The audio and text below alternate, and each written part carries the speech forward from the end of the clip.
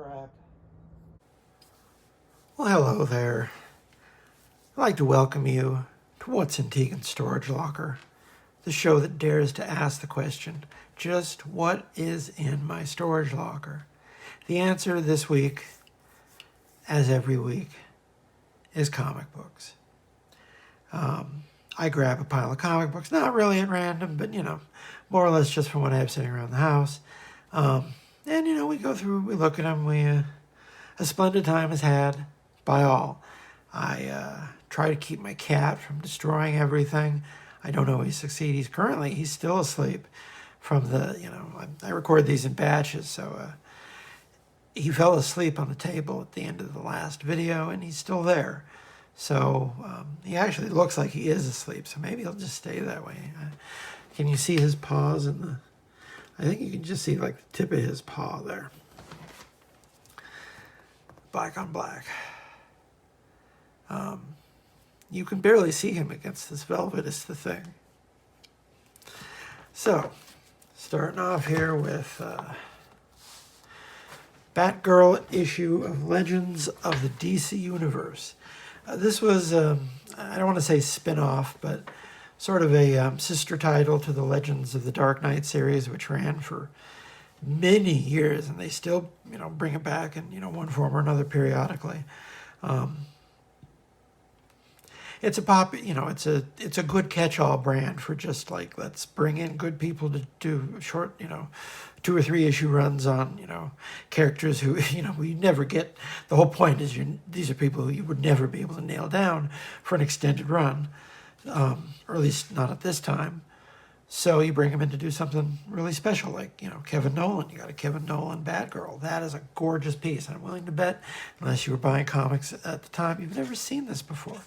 Because I don't think this lasted anywhere near as long as the regular one. But this has Terry Dodson working with Kevin Nolan.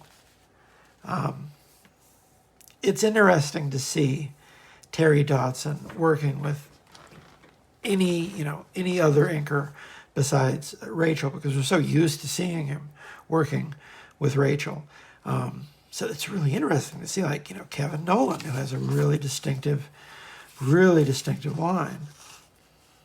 And, he doesn't ink very often, but he's an excellent inker. He, makes everything sort of look a little bit like Kevin Nolan. And it seems to work really well here with Dodson. Where was it? I saw, I should have grabbed it. I don't remember what it was. I saw Terry Dodson getting inked by Klaus Janson. That seems, in hindsight, like a really unlikely pairing, and yet there you go. Okay, I'm not paying any attention to this. I don't know what's going on. There's Jim Gordon. He's doing something or other cop stuff. Never my favorite part of any Batman story. Some kind of flashback to... Well, I mean, it is a flashback since we're dealing with that Batgirl, but... John Wagner, Glenn Fabry, Jim Murray, Jason Brashel. I bought this at the time because Glenn Fabry did it, but I remember it. It's a weird book, if I recall correctly. Any book that he actually draws interiors for, very rare that he does. But he has done it periodically. Always worth looking at, even if they're usually a little bit strange. I forgot they actually did a fair amount of Babylon 5 comics. At least a couple of runs, I think. Big double page ad for the Coolert School. Yeah, so, this is a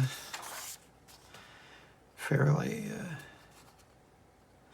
nice looking Batgirl story. Dodson does a great Batgirl. It probably doesn't surprise you at all to hear that. Resurrection Man. I was surprised that this had another run around the time. Was this one of the New 52 titles? I think it was. I was surprised they brought this back. They Not a book that necessarily sold very well at all, but it definitely has a better, you know, Butch Geist did really good work for that. That's probably one reason why it's remembered so well. Kind of a unique book. Yeah, this is a very nice looking book.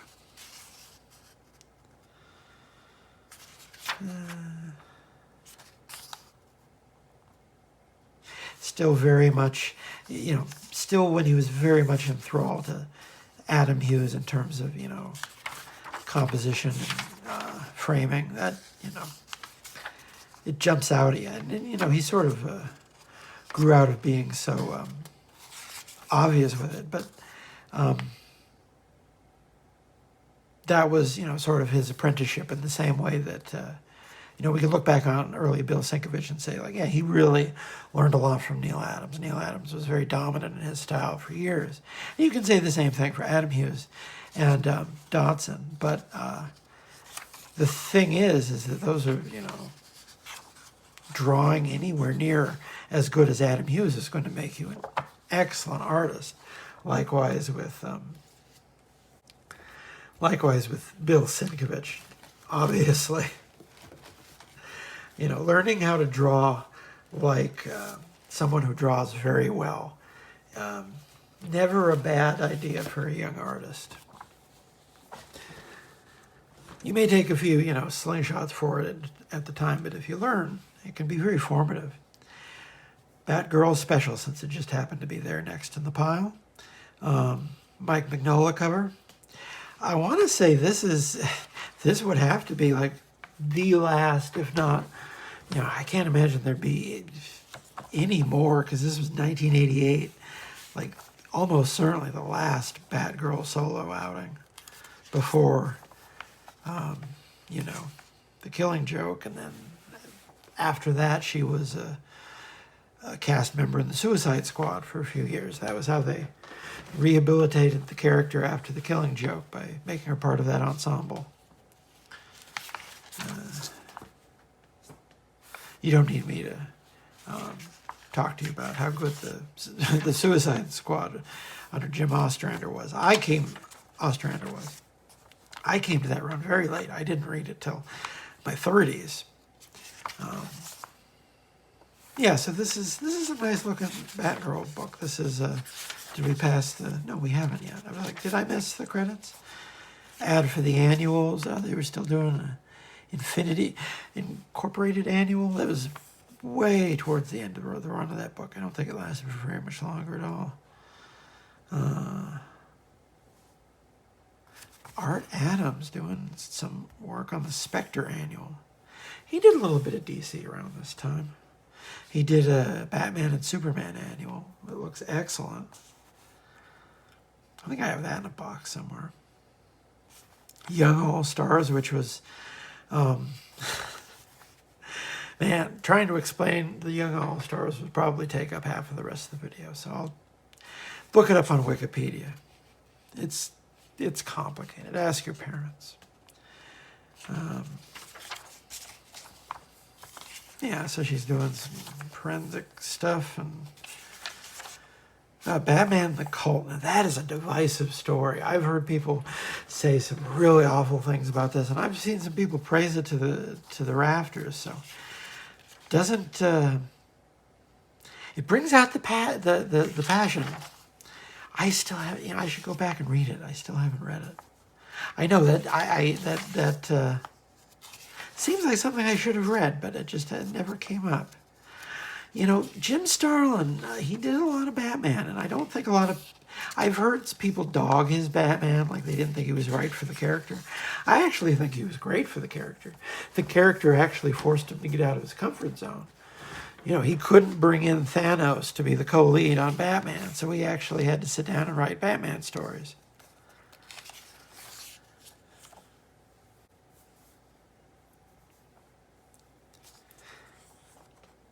And, you know, it's fairly clear that Starlin just doesn't have that much interest in most of the Marvel characters who he didn't actually, you know, have a hand in creating in some way.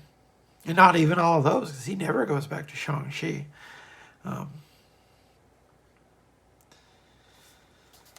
They still haven't given us a credit box, and we're just flipping through this very nice looking, this isn't probably the highest wattage Batgirl story that there ever was. It seems like she's just, tracing down some, local mystery of some kind. There's fighting dudes with guns and ninjas, because it's the 80s. There have to be ninjas.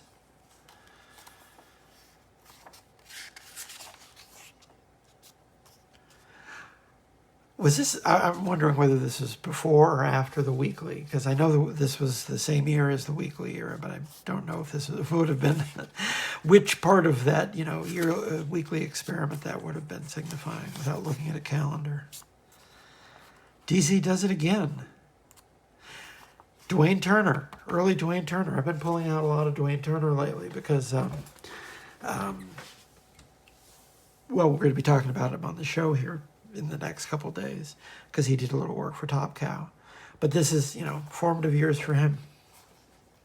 Working with Roger Stern. The Who's Who Update 88.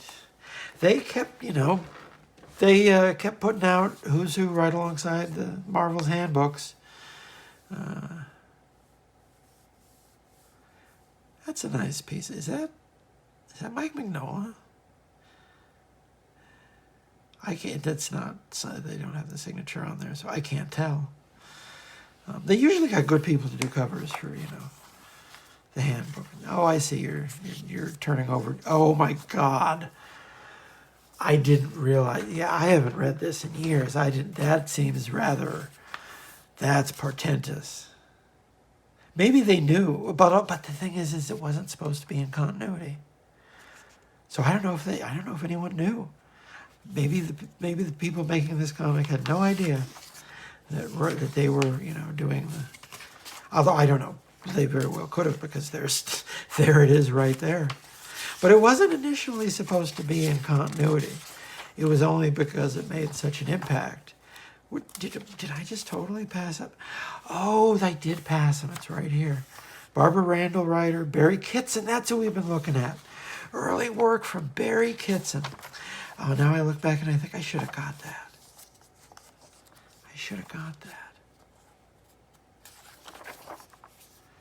I like Barry Kitson too. It's, it's good work for someone in the first, couple years of their career. Bruce D. Patterson inking, Denny O'Neil editor. Well, there you go. It's a Denny O'Neil joint. It's going to be at least. Oh, did you hear that, folks? He's decided to speak for us.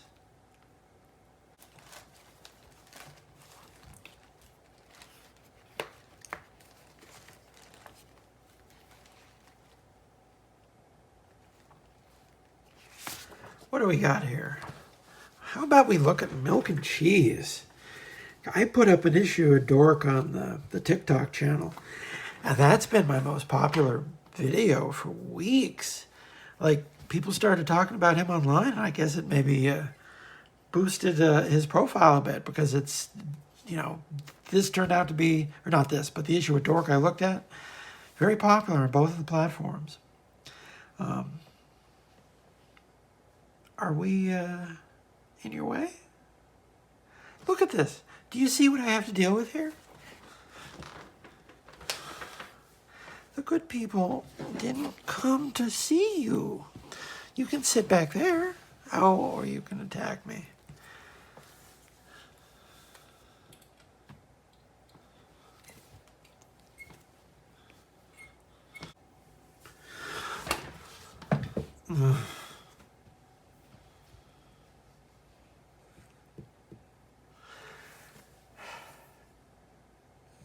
Are you going to let me actually have a show here? Or are you just going to sit there? I can... Having to go around the cat. Anyway, what was I saying before I was so rudely interrupted? Yeah, people have really... I couldn't be happier for the guy. He's a longtime favorite of mine. The first run of Dork, when that's the only run, but the first few issues, I read all in one go, and it made a big impression on me. One of my very favorites, and I think I have just about everything, except for a little bit of the early stuff, but one of my very favorites. And here's an issue of well, in a lot of ways, the series that put his name on the map. Not the only thing he's ever done that's been popular, but very popular. Probably the two most recognizable, characters that he has. Hey kids, sick of us yet? We're sick of you. He only did like a handful, like maybe enough for a slimish trade. He was very adamant about not really wanting to not wanting to push what were essentially one joke characters too hard. Do a handful of comics, and they're all really good, and they all stand up pretty well. But he didn't just keep the guys around until you got sick of them, or until they weren't special anymore. And there's only so many milk and cheese stories that he didn't do very much of it, so they're very special. And I haven't read this in years, so maybe I'll pull this up. Maybe I'll do this for the show at some point. If you see something from this turn up on the TikTok, don't be surprised. Don't call me lazy.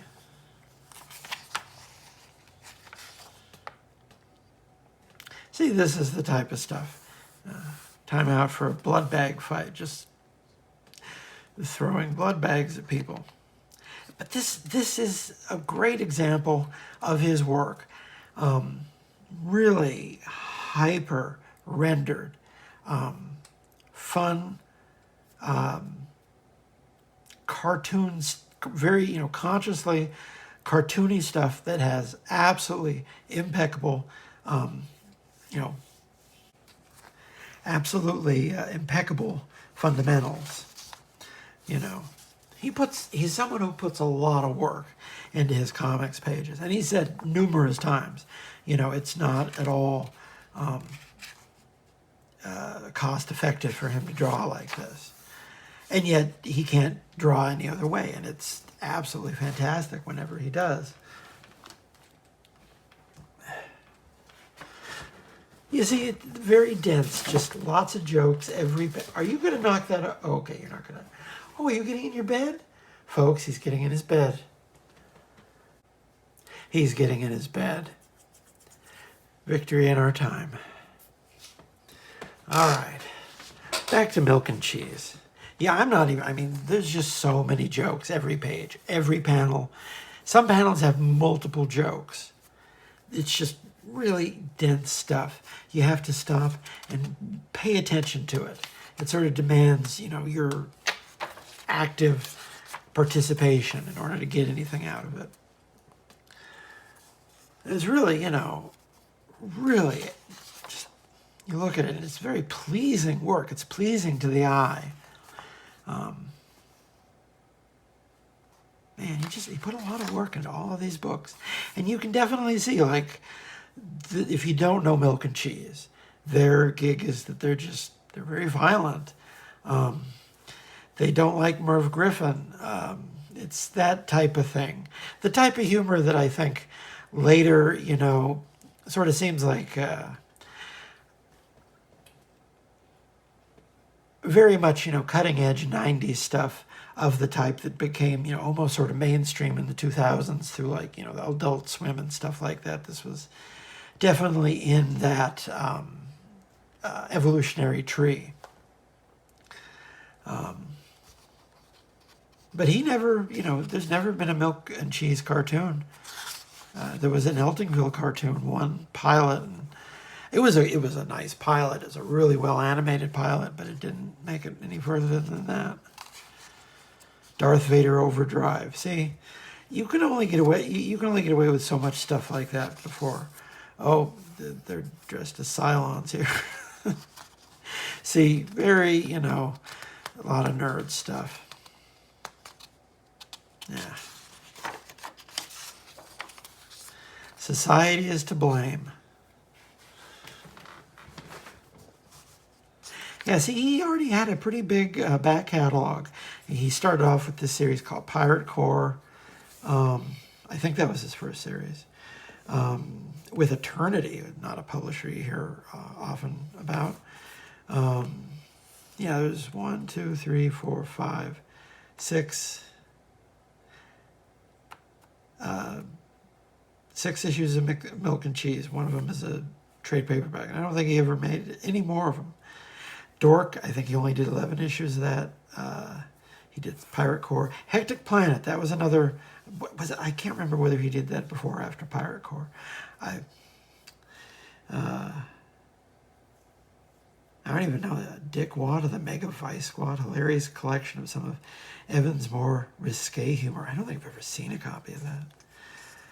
I don't know if I want to see a copy of that. Oh, and a compilation of their Disney Adventures books that he did with his wife, Sarah Dyer. Action Girl. Yeah, just I can't recommend anything he does more highly. Thinking of probably doing his Bill and Ted series on the channel at some point here.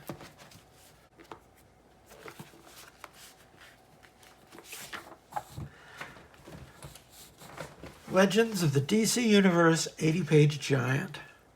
Another one of those Legends of the DC Universe book. I like this book because, you know, for the same reason I like Legends of the Dark Knight. This was the book that got really good creators to come in who they were never going to get on the monthly books. So, Joe Kubert cover. He wasn't doing a lot of Hawkman at this time. He wasn't doing a lot of any type of superheroes. You know, he popped up at Marvel a couple times in the 90s. He did a Ghost Rider story and he did a Punisher story. Which, you know, was actually, you know, more than he'd done for Marvel forever. So, you know, still not a lot. But he wasn't going to be doing just any Tom, Dick, or Harry comic book. No, this has a lot of. I liked all the 80-page giants at this time because they got good creators to do them. They did. Oh, this looks like a return of the Kronos character. I don't remember this at all. Now the Kronos, that was a book that did not last very long, and it just had disappointing sales. But the people who enjoyed doing it, the people who liked it, really liked it enough that they basically. It ended with a little time travel gimmick, I think, that meant that they.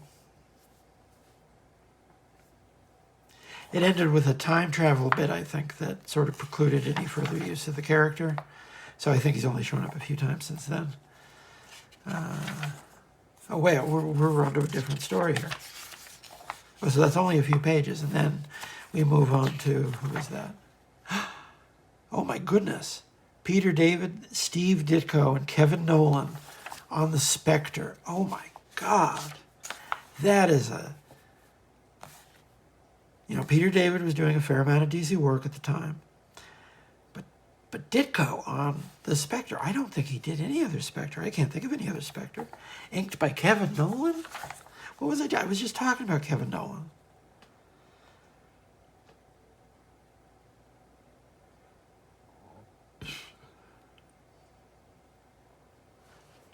Seems like he's fallen back in, I think, his reputation. I don't think as many people know about him as did in the 90s. In the 90s, he was definitely very prominent. Oh, Tangent. Oh, this is the second batch of Tangent. And I just liked all of Tangent. Tangent was brilliant. I loved it. I can't say enough good things about the first two Tangent events. Just love those comics. And then, of course, later they brought those characters back for more stories, and I didn't pay too much attention to that because sort of the special thing is that they were kind of off in their own thing, and they were unique. Just this sort of very strange little experiment that they did for a couple years, and you know, of course, they've never really done that much with those characters since, but they've done a few things. Okay, so what's written by Bill Mumy, with Peter David, Steve Ditko, and Kevin Nolan. I guess those are didn't see the Oh, Bill Mummy isn't listed there. That's why I'm like, I just read these, but oh, it's not the same. Oh, here's a Doom Patrol story by James Robinson, Dave Gibbons, and Sal Buscema. Folks, I didn't remember this at all. Dave Gibbons, inked by Sal Buscema. Oh my goodness. Oh my God, I forgot all about this. Folks, I'm pretty chuffed because I don't remember this at all. I've read this before clearly, but I don't remember this. And this is fresh to me. My goodness.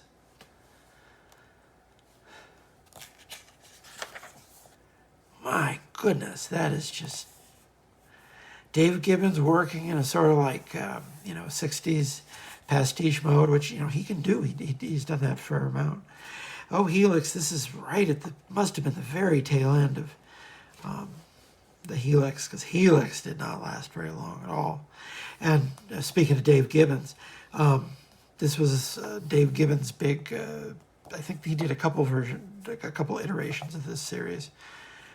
Helix, though, didn't last very long, and the only thing that survived was Transmetropolitan, which was able to switch over to Vertigo very easily. I don't think they've reprinted that stuff either. Tim Truman, I don't remember this at all. Someone who I could probably stand to pay more attention to. Definitely one of Joe Kubert's more apt,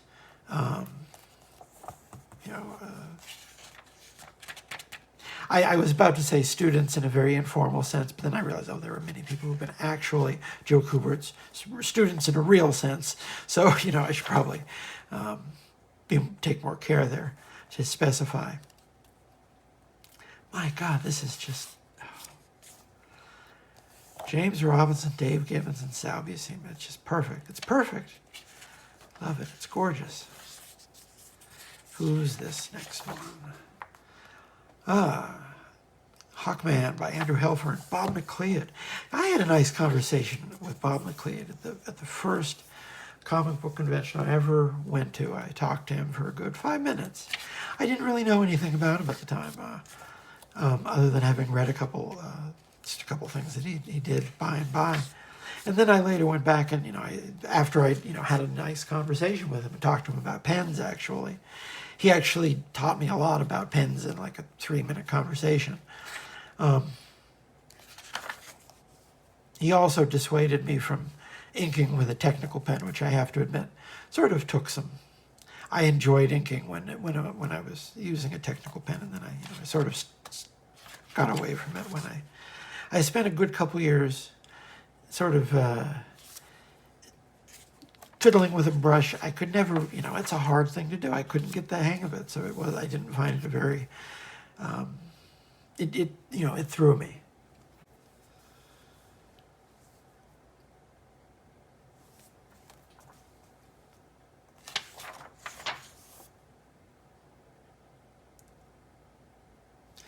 Okay, so what's the next? That was a very nice looking Hawkman story. What's the next story here? It's an Adam Strange by Stephen Grant, Mike Zeck. It's the Punisher Team Supreme with Adam Strange up against Darkseid. Wow, my goodness. Yeah, you never see Mike Zeck doing interiors anymore, but man, look at how effortless that is. Just absolute perfection. It's a real shame he doesn't work a lot anymore. Oh, here's a Raven story. It looks like by Marv Wolfman, George Perez, and Phil Jimenez, with Romeo Tangal on inking. George Perez and Phil Jimenez working together. How many times did they work together? I've spoken in the past. I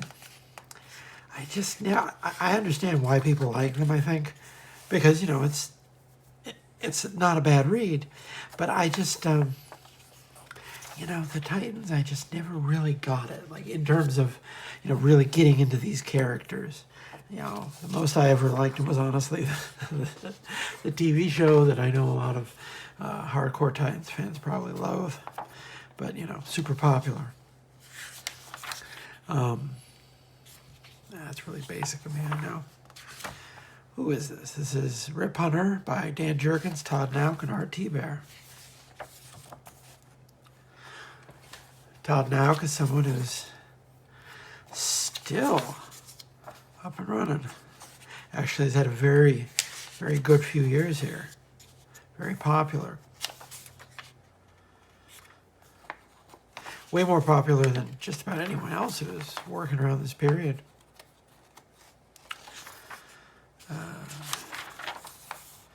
And finishing up the one last Chronos story. I think I may have read this. It's not really ringing a bell in terms of like what happened in it, maybe, but I got it because Kieran Dwyer and Hilary Bard on art for John Francis Moore writing. It's a solid creative team. Oh, there's Buffy.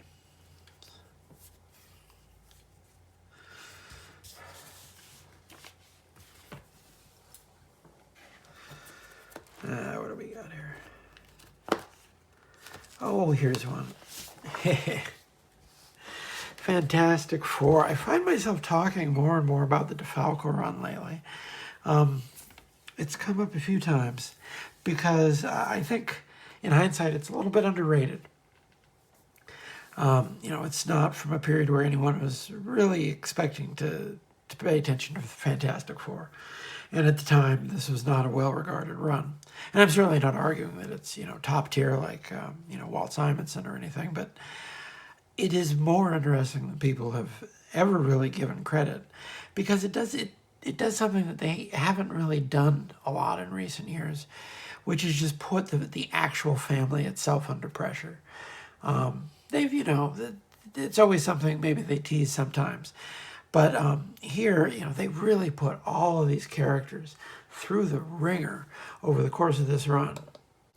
And, he's wearing the helmet that people think looks goofy. She's wearing the sexy costume that most people agree looks goofy. And it does look goofy. I'm not trying to argue it isn't. But to a degree, the character even kind of knows it's goofy and it's part of something really unsettling she's going through. So it at least makes sense from a plot perspective. And she grows out of it. Oh, and there's this character who, oh man, I don't even remember who that is. I'm sitting here, I'm telling you this, it's a good run, but also, it uses a lot of characters that never really did much else. Like this woman who is in the Fantastic Force, which I think I've mentioned maybe once before on this show. Not a hidden gem.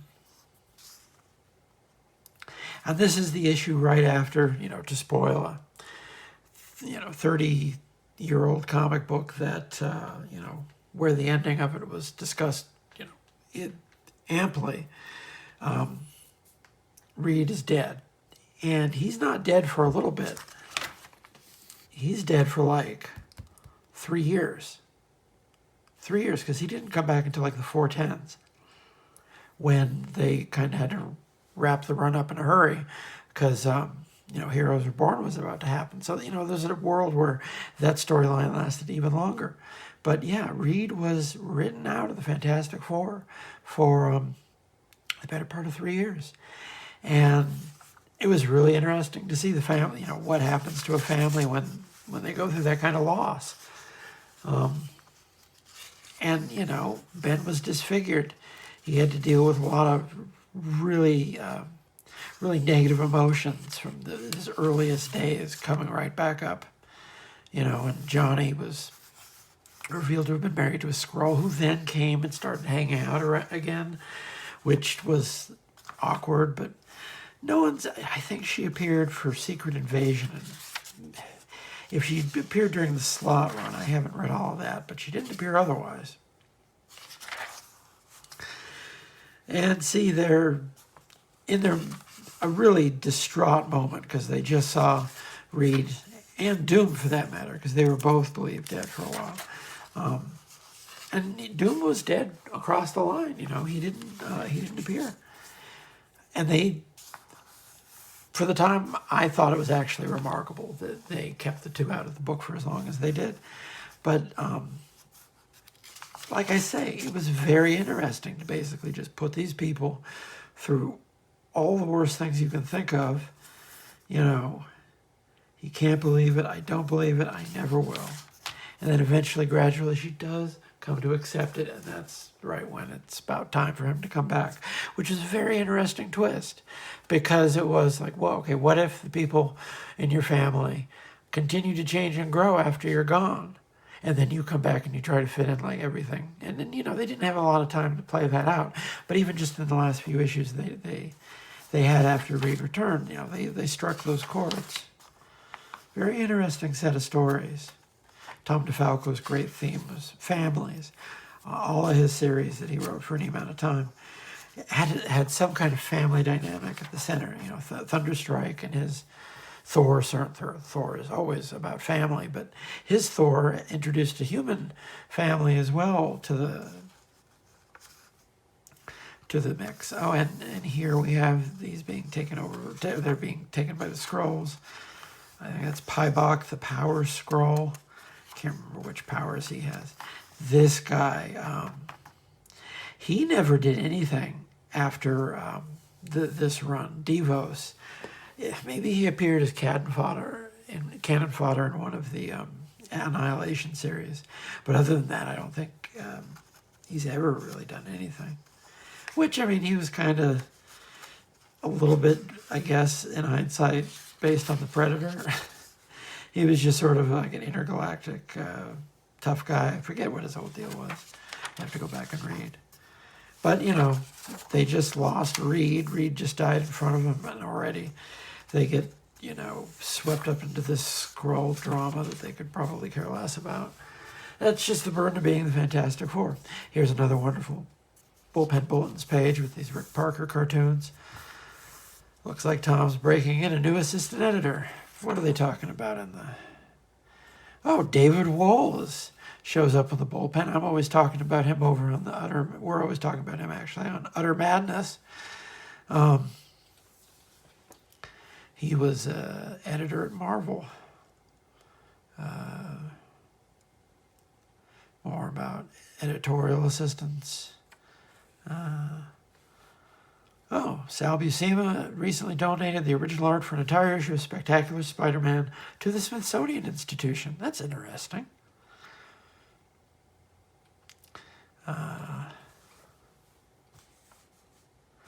Here's a KRS-One's short-lived foray into comics. KRS-One, whose records never failed to fall off the charts, visited the hallowed halls of Marvel. KRS-One, a major comics fan, stepped by to check out the first issue of his new comic series for Marvel, Break the Chain. I've never heard anyone admit to reading that, but it's drawn by Kyle Baker, so if I saw it in the store, I might pick it up. It's probably at least decent. Editor Mort Todd, you know, he put out a lot of the more interesting projects from the company in this period. He was certainly in charge of all the horror reprints, and I loved all of the horror reprints. They did so many more horror reprints in the early 90s than you'd really think was a thing. What else? What do we got here? How much time we got left? Oh, we still got some time. Yes, I enjoyed that run of Fantastic Four. In highlight, you know, it was plot heavy, had a lot of family angst. You know, in some ways, you know, meat and potato superhero stuff, but very, very competently executed. Our old boy, Sleepwalker, in battle with Bookworm. He's lonely, he's literate, he's lethal. He had some very interesting villains. You're awake. Well, guess who just woke up? Oh, thank you for stepping on the comic book, dim bulb. Now the people at home just saw you step on this very valuable issue of Sleepwalker. Oh, you're going to make biscuits on the... He's making biscuits on the Velvet folks. Oh...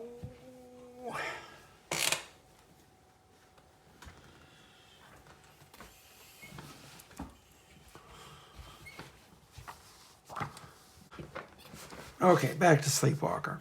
This is a guest appearance by Rick Leonardi and Al Williamson, which, I mean, it doesn't get much, oh goodness, it doesn't get much better than that. He came to see the art here. I actually just wrote a very big article for the journal that focused on, Rick Leonardi and his career with various inkers. So, Leonardi and Williamson, that is an excellent team. You're never going to be disappointed with those names on a comic book, ever. And they fit in well with Brett Blevins. Brett Blevins came up more or less, maybe a little bit later than Leonardi, but they were both... You could rip the table apart? But they were both doing fill-ins and shorter runs on the X-Men books around the same time in the late 80s. Not necessarily similar style, but similar vibe. Are you done? Oh my God, these start... Oh! Anyway, as I was saying before the cat rolled through... Oh, you're going to jump up again. Yeah, he ripped the velvet right off the table. You're not going to do that again. Anyway, I was just going to say, these Star Trek cards look really boring. They took promotional stills from all the actors and the shows, and those were the trading cards. The trading cards were selling in the early 90s. They could get away with that. And they did a few Star Trek trading card sets. Man, this is gorgeous. Sleepwalker is such a, I was going to say slept on, but I'm not that corny. Such an underrated series, though. It just wasn't what anyone wanted at this time in the market, but it was so good. Oh, what was I saying about not what anyone wants right now? Oh, goodness. I'm never going to pick off and go mega viral with the cat just butting into every video now, am I? Yeah, so it's this guy who gets weird magical book powers. I don't think this... I'd be surprised if this guy ever appeared maybe in a crowd scene at the bar with no name or something. But, yeah, just unique powers, but kind of just a schmuck. He did have one arch enemy who took off, 8-Ball. People seem to actually have figured out a use for him. He's been prominent in recent Moon Knight, I'm aware. And I always thought 8-Ball was, I mean, he's just a great visual. Man with an 8-Ball for a head. God, this is gorgeous. And you see, just superhero with a little bit of a fantasy bent. Just a book that looked really good. You always knew where you stood with Sleepwalker. Until, it hit until Brett Blevins left, and then it really went downhill, and I stopped reading it. Because the book lived and died on its art. Plot-wise, it sort of was a bit of a Captain Marvel vibe with a little bit of Spider-Man mixed in. Let's see, any names I recognize here? No, they're advertising the Spider-Man crossover because, of course, Spider-Man had to stop by sometime in the first half dozen issues. Those were the rules. There was no getting around that. The law, so to speak. Oh, here's one from a little bit later. This is something I think I'll probably be showing on the channel, or the TikTok soon here. The Devon, as I was saying, the Devon Grace and Black Widow series that she did with J.G. Jones, that introduced the Yelena Belova character, who's gone on to be in the movies. And, it maybe doesn't get talked about in the same way as like the Marvel Knights Punisher. But it shouldn't be underrated how much this series sort of catapulted the character to where she is now, because she didn't have a good 90s. She just didn't. She was wearing terrible looking costumes. She was bogged down in really dour Avengers stories. Just, she was leader of the team for a while, and she sort of blended in with the crowd. And she's not my favorite character, because I don't usually go for spy type stuff at all, and that seems to be the only type of story anyone ever wants to tell about her. So, she's only intermittently ever had a solo spotlight, I suspect, because, there's only so much demand for, spy stories in comics. Every few years they give it a go. So she's not my favorite character because of that. But there's no denying this is a good series. There have been some good looking Black Widow books, even if I don't particularly like the character. George Perez did a brief storyline that ran in the early run of Marvel Fanfare. I'm trying to remember other Black Widow solo turns. In recent years, like the Mark Waid run, it looked good. I don't really remember a lot about it at this date. I know there have been some interesting looking Black Widow since then that I haven't read. So, I'll remain quiet. I'll probably go back to them at some point. Because, if I recall correctly, the writers were pretty decent. But, you see, this is, I guess you'd say, back to basics. But no one had ever really done these kind of basics with the Black Widow before. It was just sort of putting her in a more updated spy milieu. Because, up until the mid-90s, all of her stories were dealing, with the Cold War as it was. And that setting was just, it was instantly obsolete in 1991. So, she sort of became kind of a more generic superhero. And this was taking the character, taking the Black Widow concept, and just putting it in something that more resembled, like, an actual, I guess the tone that what we'd say now would be like the Mission Impossible movies. Spy stuff with a strong action emphasis. That's where, she resides. And you see, this is gorgeous. It's very straightforward action storytelling from someone who, would go on to work in a lot of different types of material. Still working. Still absolutely gorgeous work. But this is a very... bullpen bulletins page. There's one of Chris Chiarusso's bullpen bits, which later evolved into the mini Marvels, which you still see every now and again. I think I mentioned those in an earlier video. Stan's Soapbox was a Q&A format for a while, so I'm fairly certain Stan had... Maybe he looked over him. Maybe. I know that it was standard practice. He didn't... even though he didn't write most of those forewords or introductions that he was writing for years, he'd just sign off on it, I think. His voice was well enough, was easy enough for other people to get, and that's something kind of interesting about that. He really imprinted on a generation of readers. Man, this is just... Yeah, I am going to be putting this up on the channel at some point because it is gorgeous work.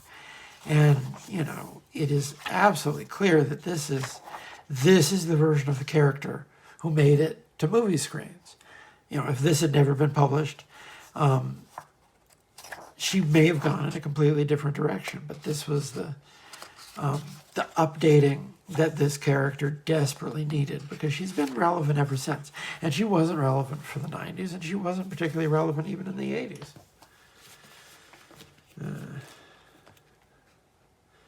What's next?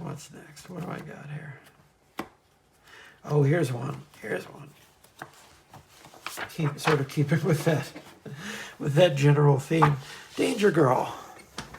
From the same period, a cliffhanger book. This was J. Scott Campbell's big solo move.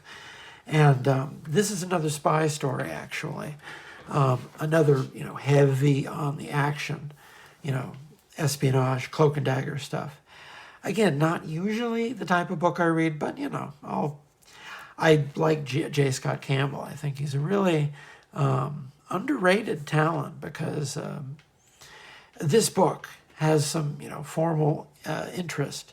He put a lot of himself into it, at least, the run of it that he did. It didn't last very long.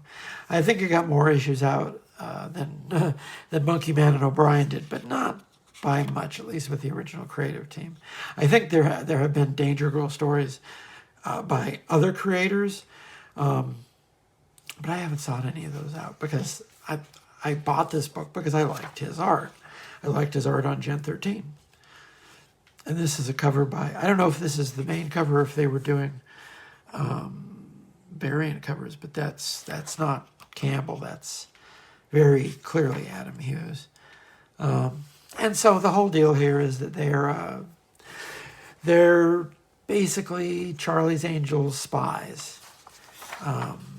3 women with, there's a blonde and a brunette and 2 blondes and a brunette. And they're all, bombshells.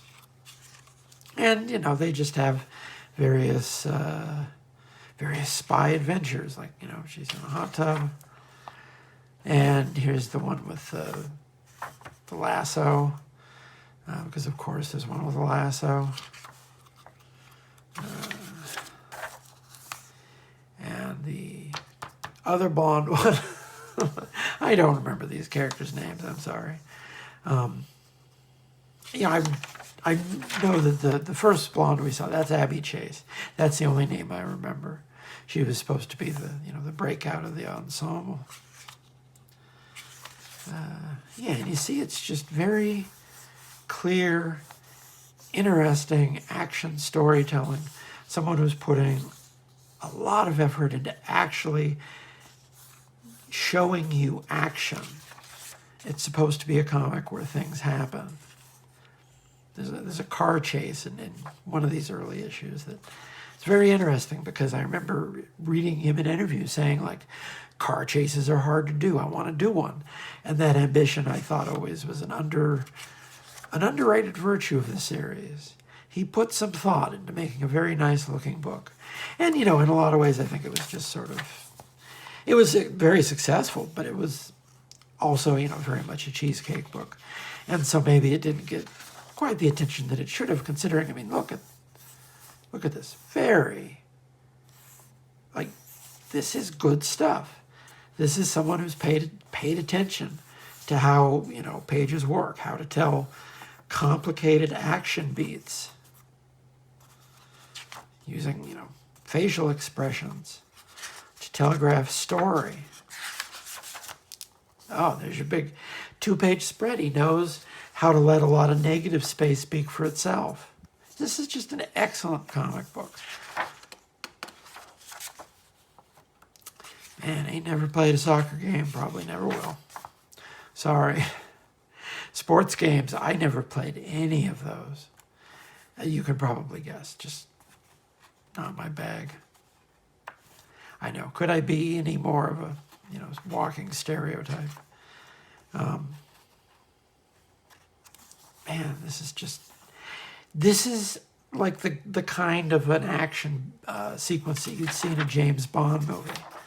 And if you think about it, this type of, multi-page, this is like most of the book. Most of this book has just been a chase sequence. And you follow every step, and it's interesting, and it's such a good book. You got to understand and accept that, it's also there because J. Scott Campbell likes drawing things other than action. I've certainly made some hay in recent years talking about my fondness for cheesecake books, so it would be rather foolish to deny it at this late date, I think. Any of the, the high pedigree cheesecake stuff, I'm usually all over that.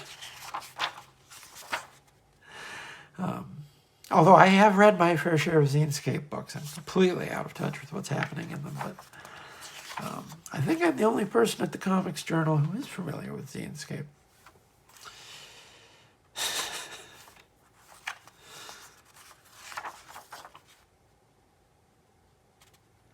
I don't recognize any of these names. I don't think Uncle Elvis was writing into Danger Girl. Oh man, I ran across this comic. I actually don't have all of the Gary Frank and Cam Smith Gen 13. It's sort of, I have parts of it, but it's something I need to go back and finish because I think, if you've watched this show once, you've seen me gush about the Gary Frank and Cam Smith team. It's basically one of my favorite art teams of all time, and they don't work. He doesn't draw like that at all. Since he went over to working with a fine line, I realize that this is a very weird ad, and we're just sort of looking at it. But that whole run, John Arcudi, I think the book had a sort of a weird vibe, I guess you could say, and it mellowed into itself after the early run. And they've never been able to make the concept work since, and it's a shame because those are good characters. I think those characters could very easily work in another book, but they've had a few shots over the years, but not a lot of that Wildstorm stuff has really seemed to settle well at DC for some reason. I mean, the Charlton heroes get so much more play than the Wildstorm guys. It's only in the last few years that it seems they've really made more of a conscious effort. There was a little bit around the time, there was like a split second at the beginning of the New 52 where they were playing around with Hellspawn becoming a big bad in the DCU, but then they sort of backed away from it. I don't know if they've used him at all since then. I'm not really up on my Wildcats lore. I just know like the names of the main characters. So anyway, that was, I think that's a whole episode. And they've been doing Jamie Lee Curtis Halloween reunions my whole life. I still haven't seen any of them past like the first 3. I'm so boring like that. All right. Well, I had some fun. Hope you had some fun. If you enjoy watching these videos, I recommend you check out check out my TikTok channel. I do daily reviews there, and I post them on Instagram as well, because I know there's a lot of people who would never touch TikTok with a 10-foot pole, but there's also a lot of people on TikTok who I wouldn't be able to reach really any other way, so I think it's been a successful experiment. But they're also posted to Instagram, as I say. Or check out my podcast with Claire Napier, Udder Madness. That's where we talk about Top Cow, Mark Silvestri, all that good stuff. And we have an account on YouTube as well, where I post older episodes with visual annotation. The first 4 are up now, available for you to watch right this moment, should you so desire. Did I mention I have a newsletter? I have a newsletter. It goes out almost every week. I take a week off now and then because it is rather labor intensive. But it goes out mostly every week. Got a lot of stuff in it, and you can keep up with all my comings and goings, any articles or reviews I write, links to all my videos. All right, well, I had some fun, but I think I'm going to call it a day.